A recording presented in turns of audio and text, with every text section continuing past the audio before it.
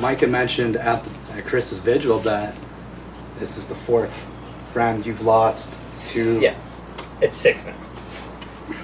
I'm sorry to hear that.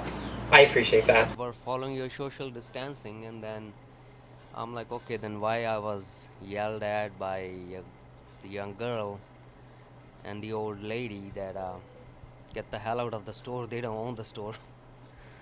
You are a manager, you can tell me that. I think maybe Quebec and the French people, I just think they're not as trusting as their governments as the English-speaking people, because they've had a tougher time. Because of their history. So I think they tend not to trust their governments, which is a healthy thing. Regardless of what the mainstream media reports, it still doesn't paint the real picture of what really happened in Montreal on Saturday.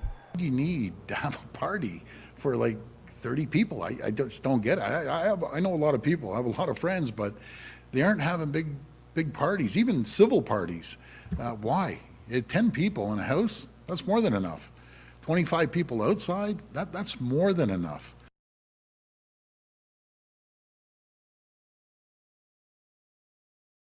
This is the most infuriating thing I've ever seen, and I have no doubt that this teacher's heart is in the right place, but she doesn't see the harm that she's doing, and then I want to make an adult version of this too after. I'll go in, everyone. Is what I think. Check my space. Kids, how you feeling? Feeling good and say, mask on, check my space. Kids, how you feeling? Feeling good and say, class, it's a good morning.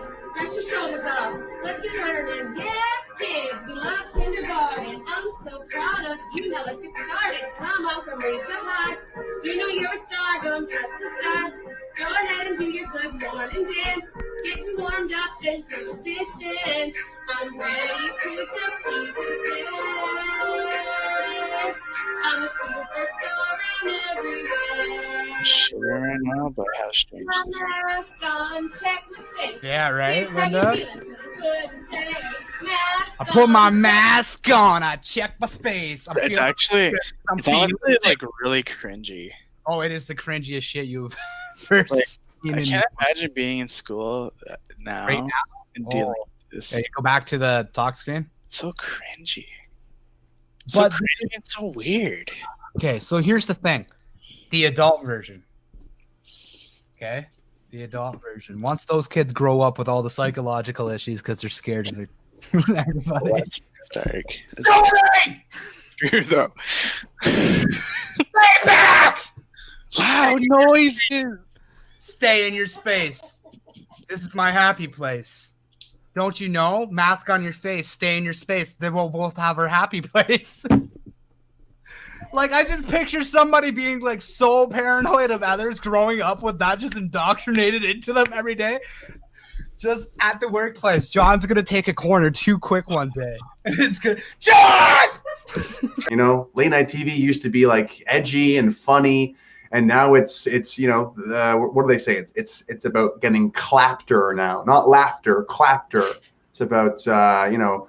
it's almost like this ritual of being woke and saying all the right things and saying, I care about this and I care about that. Now, quote from the actual scenario. Manisha had joined the GPI in 2020, in part because she was so impressed by the government's strong stance on restoring the ecological health of India's most treasured resource.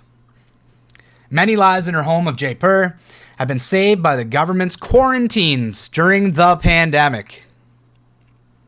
This is 10 years old, this hypothetical scenario. And that experience, thought Manisha, had given the government the confidence to be so strict about the river's usage. I've never been angrier. You know what, brother? I've been chewing bricks for probably most of the day today. So I put out an invitation to folks in Saskatoon to come to the Vimy Memorial. It's right downtown Saskatoon, to join us for a gathering, not a protest, not a rally, nothing political. Let's just meet at the Vimy Memorial. It's outdoors. And if anybody wants to attend, especially, of course, veterans, you are, of course, more than welcome. Our troops deserve better. Our veterans deserve better. And COVID does not stop that. our presence is needed. Their presence was needed. I can't think of any greater irony than the men and women who fought so valiantly for our freedom, while they're being told that the public can't show up to support them, that freedom's being stripped from the public to be able to... It's not an estimation. It's a really quantitative thing. It tells you something about nature and about what's there, but it allows you to take a very minuscule amount of anything and make it measurable, and then talk about it in meetings and stuff like it is important. See, that's not a misuse. That's just sort of a misinterpretation. Stop. Does that sound like a guy who would recommend this be used to diagnose a, quote, pandemic? It allows you to amplify minuscule amounts and make it seem like it's useful and stuff. Okay, Carrie Mullis, the creator of the PCR test, laying it out for you, everyone. Not Greg Staley from Diverge Media. Carrie Mullis, the creator of the PCR test. I'm going to be a criminal to go hang out with my brother, my mother, and my family. So be it. If that's what they're going to make me as a criminal, then I guess this is, the softest criminal there's ever been. Yeah, for sure. So what is it that you think Canadians should know this holiday season? Like, what is it for you that if you could leave Canadians with a message, what would it be during the holidays this year? I mean, this is kind of, I always put people on the spot. I like to give at least one question that does it.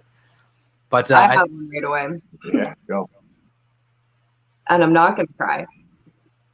I'm very well aware that this is probably my grandfather's last Christmas, that we won't see him. He can't talk on the phone anymore. He's deaf. He can't look out his window. He can't see us. He's blind. I took for granted every Christmas I had with him. See, I told you I was going to cry. I lied. I took for granted every year of Christmas because you always think there's going to be one more. You always think we're always going to have this. This is normal. Yeah. If this is your last one with whoever it is in your life, take it. Have it. Enjoy it. Love your family. Hug your family. They need you just as much as you need them. If you can be there and your loved one isn't locked up in a building with people telling them what they can do, be with your family. Things for certain. A martial artist isn't always what you would expect them to look like. They could be your coworker, and they come in all shapes, form, and sizes.